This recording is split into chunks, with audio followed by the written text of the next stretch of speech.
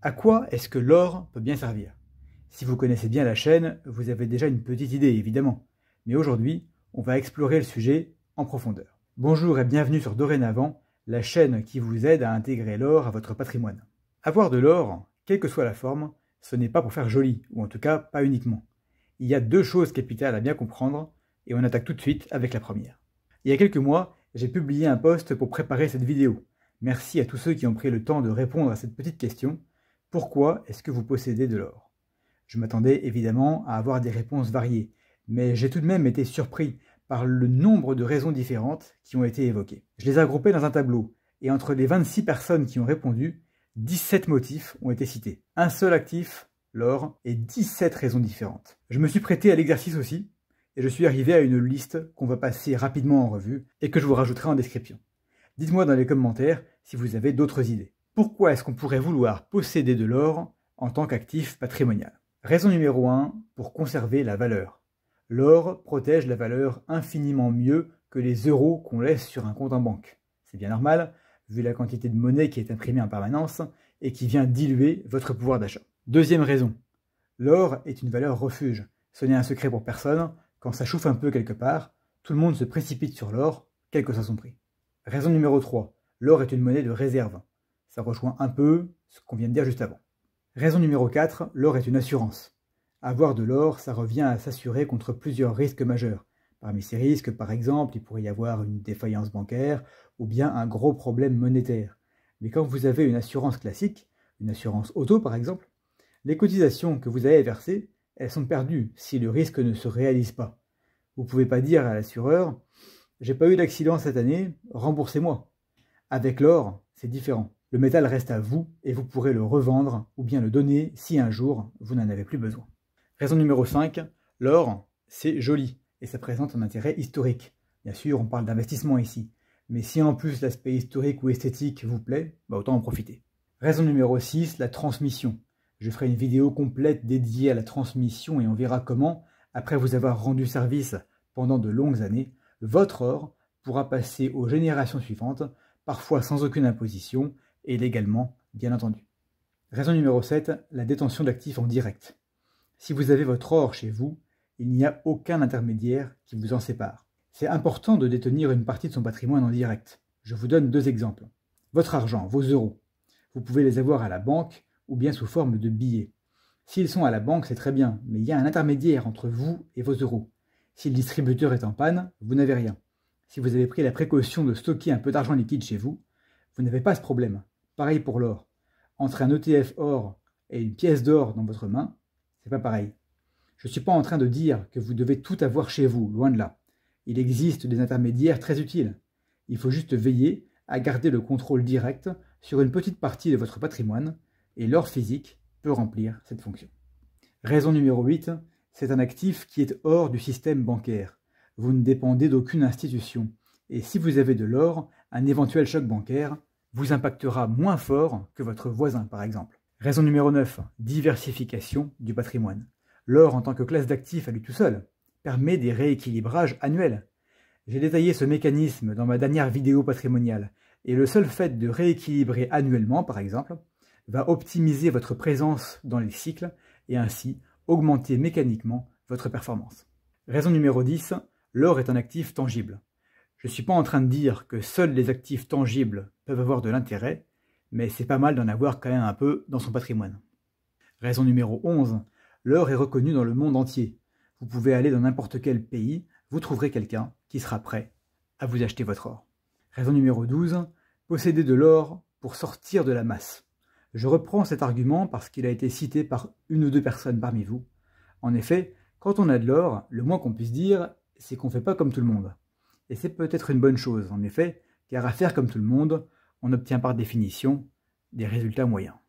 Raison numéro 13, l'or est un actif qui prend de la valeur. Je ne vais pas vous faire un dessin. L'or, quand on l'exprime dans une monnaie fiduciaire comme l'euro ou le dollar, il prend de la valeur. Parfois beaucoup de valeur, comme on a pu le voir récemment. 14e raison, l'or est un actif insaisissable. Je sais ce que certains d'entre vous diront. On est tous fichés, l'État va débarquer chez nous demain pour tout saisir.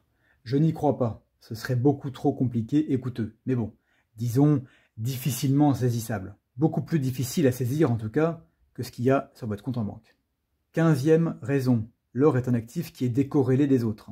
L'or connaît des hauts et des bas, comme tous les actifs, mais il ne monte pas et ne baisse pas en même temps que les autres. Ainsi, la volatilité globale de la valeur de votre patrimoine diminue. Raison numéro 16. On peut considérer l'or comme une monnaie. Ça l'a été pendant longtemps et ensuite les monnaies ont été adossées à l'or. Considérer l'or comme une monnaie, ça veut dire quoi? Qu'en analysant la force relative de l'or et de l'euro, par exemple, vous pouvez déterminer s'il vaut mieux, à un instant T, avoir plutôt de l'or ou bien garder des euros. Au moment où j'enregistre la vidéo, avoir de l'or, c'est pas mal. En 2012, il valait mieux avoir des euros. 17e raison.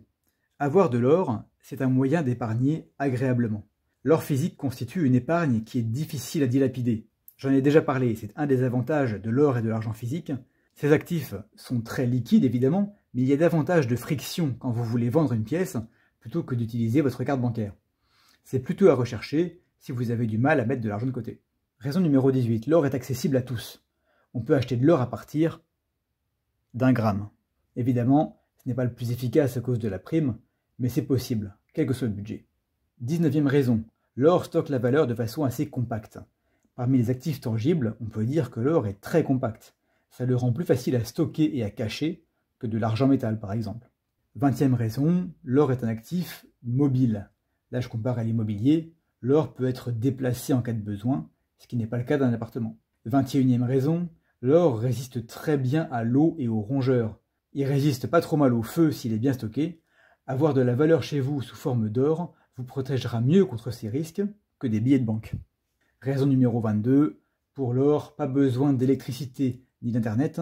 C'est un avantage de l'or sur les crypto-monnaies et les actions que vous avez chez votre courtier en ligne. 23e raison, l'or fait partie des actifs les plus liquides au monde. Et si vous le détenez chez Aucoffre par exemple, allez voir la playlist en description pour les détails, alors vous pourrez exercer cette liquidité quand bon vous semblera, même la nuit ou le week-end. Raison numéro 24. L'or est très diversifiable et facilement. Vous pouvez détenir votre or en direct, chez vous. Vous pouvez faire appel à un intermédiaire comme Aucoffre. Vous pouvez avoir votre or physique dans un coffre à la banque. Vous pouvez acheter des ETF or sur votre compte titre ou alors des actions de sociétés minières. Je rajoute qu'il est également possible de se diversifier au-delà de l'or. L'argent, le platine, le palladium sont aussi des métaux précieux. J'y reviendrai un jour en vidéo. 25e raison, l'or est un actif sans effet sur l'IFI. Évidemment, l'or est sans effet sur l'assiette taxable de l'impôt sur la fortune immobilière, et même si l'ISF revenait un jour sous une forme ou une autre, l'or physique détenu en direct y échapperait facilement. Raison numéro 26, avoir de l'or, c'est investir dans les matières premières. L'or est une des matières premières incontournables. En posséder vous expose à cette catégorie d'actifs. Et voilà, ça fait 26 raisons, 26 utilisations possibles de l'or. Est-ce que vous avez d'autres idées? Si c'est le cas, partagez-les dans les commentaires. Et on passe au deuxième point, absolument central pour utiliser son or au mieux. On vient de le voir, l'or peut servir à beaucoup de choses différentes. Et c'est le deuxième point sur lequel je voulais insister. Pourquoi se contenter d'une raison d'en posséder? Pourquoi ne pas faire d'une pierre plusieurs coups? Si vous êtes prêt à acheter de l'or pour une des raisons qu'on a citées, alors examinez attentivement toutes les autres et voyez comment vous pourriez en tirer avantage sans immobiliser plus de capital. Exemple, je veux 5 000 € d'or parce que j'estime que ça me protégera efficacement en cas de conflit. Ces mêmes 5 000 € d'or me serviront en même temps à protéger la valeur que j'ai durement épargnée contre l'inflation. Autre exemple, je veux absolument me débancariser et j'utilise entre autres l'or pour y parvenir. Cet or me servira aussi à épargner de manière plus efficace et agréable. Dernier exemple, j'achète 5 000 € d'ETF or pour m'exposer au cours, sans payer de frais. Je pourrais utiliser cette ligne pour rééquilibrer mon patrimoine lors de mon arbitrage annuel. Je vous ai donné des exemples avec 2 raisons au lieu d'une.